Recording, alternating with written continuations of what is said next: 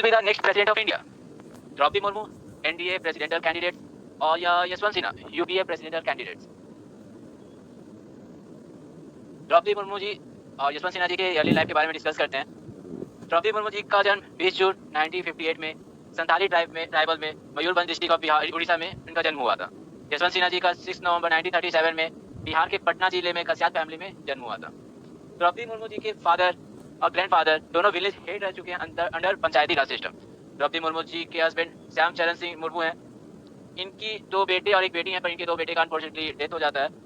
मुर्मू जी अपना political career start करने से पहले वो एक स्कूल टीचर रह चुकी हैं। उन्होंने उसके बाद असिस्टेंट प्रोफेसर में काम कर चुकी है Aurobindo integral education and research में। इसके बाद उन्होंने गवर्नमेंट ऑफ उड़ीसा के इरिगेशन डिपार्टमेंट में जूनियर असिस्टेंट का पोस्ट संभाला था।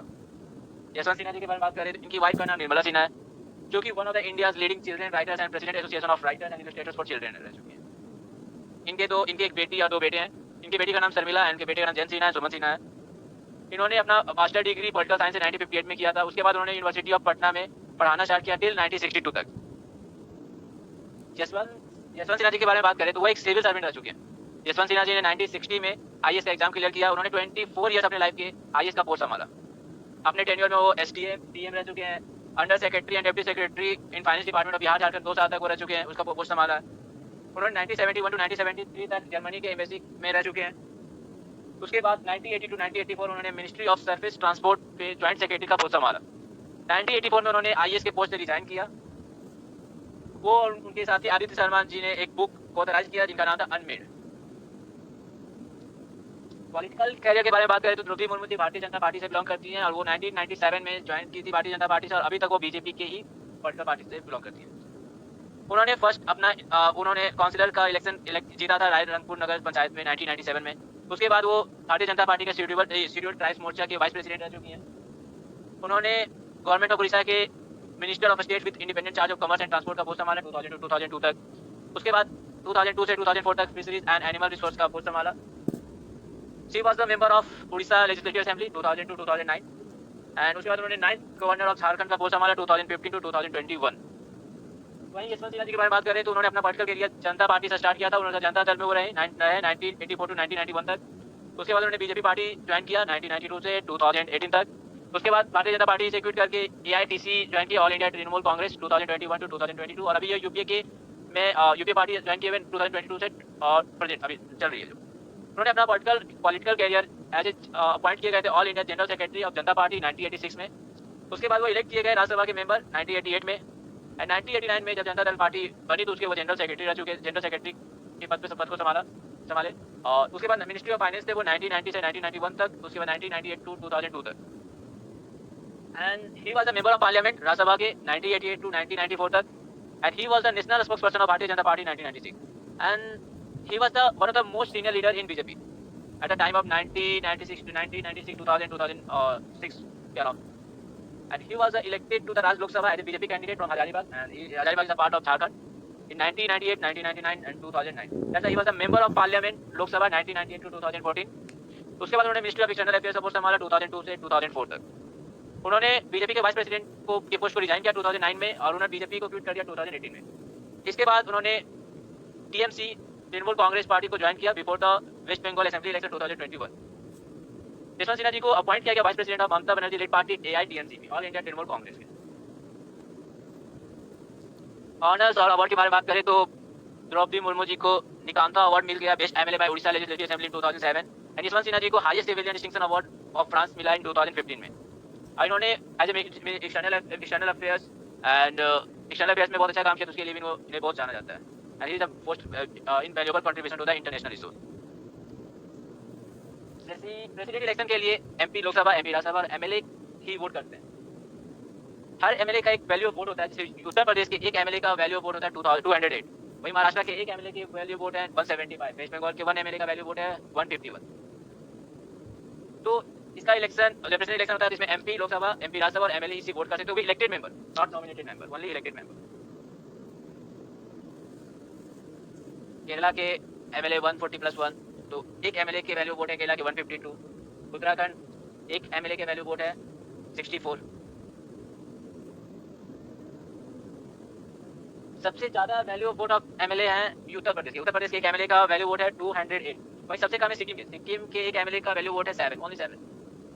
तो देखा जाए तो टोटल एमपी इन लोकसभा 543 प्लस 2 है, but 543 is elected and plus 2 is nominated, तो ओनली इलेक्टेड मेंबर ही वोट कर सकते हैं।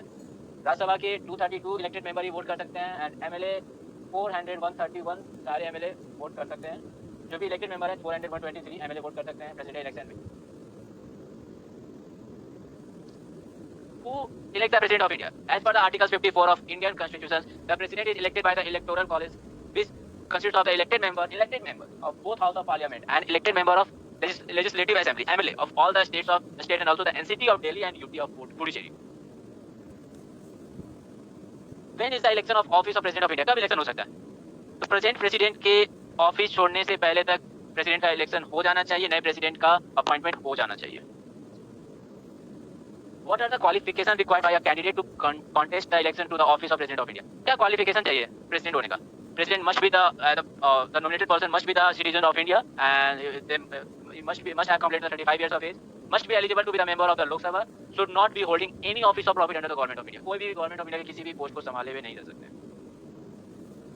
अब हम लोग डेटा के बारे में बात करें, लोकसभा सीट में एनडीए के पास 334 सीट है, यूपीए के पास 110 सीट, अदर 96 है, vacant 33, only 3 vacant 3। Rajya Sabha seat में देखा जाए तो एनडीए के पास 110 सीट्स है, UPA 50 seats, other 74, vacant 11, total 245। बात करें कि कितने एमएलए हैं, किसके पास कितने एमएलए विनिंग एमएलए हैं इन स्टेट ऑफ यूटी में, तो बीजेपी के पास टोटल विनिंग एमएलए 1379। अब बीजेपी के अलायंस जो एनडीए उनके पास है 351। वहीं Indian national INC Indian national Congress के पास 692 एमएलए हैं, और वही उनके जो अलायंस पार्टी जो यूपी है उसके पास 343 एमएलए है, others 1245 MLA, N O N 12, I N D 13, vacant 104। Total value of votes के बारे में डिस्कस करें तो total value votes of states and UT that means MLA value votes 5,49,495 approx हैं। जितने एमएलए के वैल्यू वोट्स रहेंगे उतने ही एमपी के वैल्यू वोट्स रहेंगे। टोटल एमएलए हमारे पास 4123 हैं, तो उसके इक्वल टू 776 जितने एमपी हैं उनके वैल्यू वोट्स रहेंगे। तो 4123 के जो वैल्यू वोट्स हैं 5,49,495 divided by 543 Lok Sabha MP and 233 Rajya Sabha MP, दोनों के 776 से डिवाइड किया जाए तो 708, मतलब एक एमपी के वोट का वैल्यू होता है 708 अप्रॉक्स। तो total value vote of MP हो जाएंगे 543 प्लस 223 इंटू 700 जो आता है 5,49,400। तो टोटल वैल्यू वोट्स जो पड़ेंगे प्रेसिडेंशियल इलेक्शन के लिए वो होंगे MP elected plus MLA elected, that means 5,49,408 plus 5,49,495 is equal to 10,98,903। बात करें कि एमएलए के वैल्यू वोट्स कितने हैं, यूपी के एक एमएलए का वैल्यू वोट्स कितने हैं 208, तो एनडीए के पास यूपी में एमएलए है 273 एमएलए, तो 273 into 200 दैट मींस 56,784। वहीं यूपी के पास यूपी में कितने MLA, only 2 into 200 equal to 416। इस टाइप इसके अकॉर्डिंग अगर कैलकुलेशन किया जाए तो महाराष्ट्र में 113 एमएलए एनडीए के, तो 113 into value of votes of each MLA is 175, तो 113 into 175 इज इक्वल टू 19,775। वहीं यूपी के एक एमएलए का वोट्स है 175, तो 169 सीट्स महाराष्ट्र में यूपी के पास है, तो 169 into 175 इज 29,575। वेस्ट बंगाल में ध्यान दीजिएगा, वेस्ट बंगाल में other party that means AITC that all India Trinamool Congress के पास 220 सीट्स है। यशवंत सिन्हा जी एआईटीसी के वाइस प्रेसिडेंट रह चुके हैं, तो हम लोग ज्यूम करते हैं कि एआईसीटीसी के जो 220 एमएलए हैं उनका वोट यशवंत सिन्हा जी को जाएगा, जो कि आता है 220 into 151, the value of each MLA vote is 151 in West Bengal, तो 220 into 151 इज 33,220। इसके अकॉर्डिंग अगर कैलकुलेशन किया जाए तो ये देखते हैं हम लोग आता है कि एनडीए के पास जितने एमएलए उनका वैल्यू वोट आता है 2,18,060। वहीं यूपीए के पास वैल्यू वोट्स आते हैं एमएलए के 1,46,410। अदर्स हम लोग भी अज्यूम नहीं करें कि इनको कौन से वोट किन्हें मिलेगा, एनडीए को यूपी को किन्हें कौन सा वोट मिलेगा, तो वो है 1,85,025, ये रिजल्ट है अभी एज पर डेटा। एमपी के वोट देखा जाए एनडीए कैंडिडेट प्रेसिडेंशियल कैंडिडेट्स जो हैं द्रौपदी मुर्मू, उन्हें लोकसभा के एनडीए सीट कितने हैं 334, राज्यसभा में एनडीए के पास कितने सीट है 110, तो टोटल वैल्यू वोट हो जाता है 334 प्लस 110 into 708 जो आता है 33,14,352। वहीं यशवंत सिन्हा जी को यूपीए के पास जो सीट है लोकसभा में 110 है, राज्यसभा में 50 है, तो टोटल वैल्यू वोट हो जाते हैं 110 plus 50 into 708 is equal to 1,13,280। MLA के द्वारा जो वोट दिया जाएगा वो बीजेपी के जितने विनिंग एमएलए हैं 1,379 प्लस एनडीए के 351, तो टोटल वैल्यू वोट हो जाते हैं जो हमने प्रीवियस स्लाइड में जो कैलकुलेट किया था उनके अकॉर्डिंग 2,18,060। वहीं यशवंत सिन्हा जी को आईएनसी के 1692, यूपीए के 343 and AICTC because he was the vice president of AITC, इसलिए एआईटीसी के सारे एमएलए के वोट अगर इन्हें जाते हैं तो उनके हिसाब से कैलकुलेशन हो जाता है टोटल वैल्यू वोट 1,46,410 प्लस 33,220 जो कि इक्वल टू आता है 1,79,630। तो total value of votes out of 10,98,903 49.45% votes that means 5,32,412 votes आता है द्रौपदी मुर्मू जी को, एंड यशवंत सिन्हा जी को 26.65% वोट्स के अकॉर्डिंग 2,92,910 वोट्स आता है यशवंत सिन्हा जी को। तो कैलकुलेशन ये कहती है मोस्ट प्रॉब्ली चांस है कि द्रौपदी मुर्मू जी हमारे नेक्स्ट प्रेसिडेंट बने इंडिया के as per the data. And thank you everyone.